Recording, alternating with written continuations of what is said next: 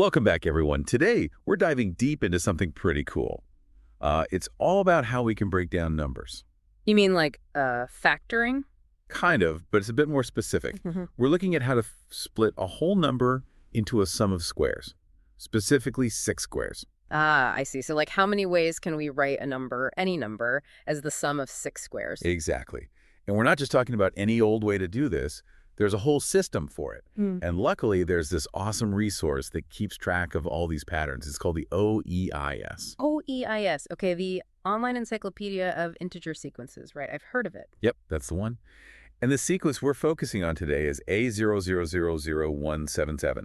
This sequence actually tells us the number of ways we can express a given number as the sum of 6 squares. That's really neat. I mean, it sounds simple, but I bet there's a lot more to it. Oh, absolutely. There are tons of hidden patterns and relationships within these sequences. That's why it's such a hot topic in number theory. So let's get started with a simple example. Let's take the number 4.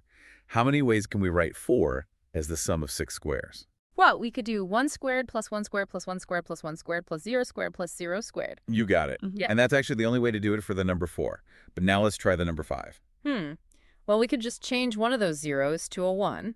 So 1 squared plus 1 squared plus 1 squared plus 1 squared plus 1 squared plus 0 squared. Right again. And again, that's the only way to write 5 as the sum of 6 squares. But as the numbers get bigger, the number of ways to express them using 6 squares also grows. I can see how that would happen. The bigger the number, the more combinations you can make. Precisely. And the OEIS keeps track of all of this for us. Now, the interesting thing is that this sequence, A000177, is constantly being updated and studied, which shows just how relevant it is in math even today. It makes sense. The OEIS is a living document in a way, always evolving as mathematicians make new discoveries. And speaking of discoveries, did you know there's a whole book dedicated to these types of problems? It's called Representations of Integers as Sums of Squares by Grosswald. And on page 84, it actually dives deep into this specific sequence. That's cool. I'll have to check that out. You definitely should. Oh, and there's also a tool for the computer whizzes out there. You can actually use a piece of code in Mathematica to calculate the terms of this sequence. It's called Powers Representation 6-2. Ah, so we can use computers to find these partitions for us.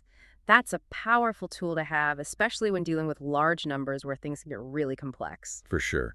And here's the really mind-blowing part. This sequence we're talking about is connected to a whole network of other sequences in the OEIS.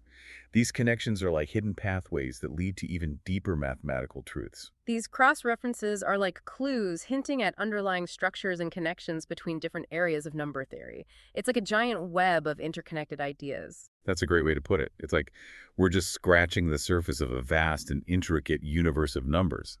So as you continue exploring, here's something to ponder. Why 6 squares? What makes that number special? How would things change if we looked at 4 squares or 8 squares? And how do these specific choices affect the number of possible partitions? And how does this all tie in with the bigger picture of representing integers through sums of squares? Lots of fascinating questions to explore. Absolutely. So keep those questions in mind as you journey deeper into the captivating world of number theory. Thanks for joining us on this deep dive, and until next time, happy exploring.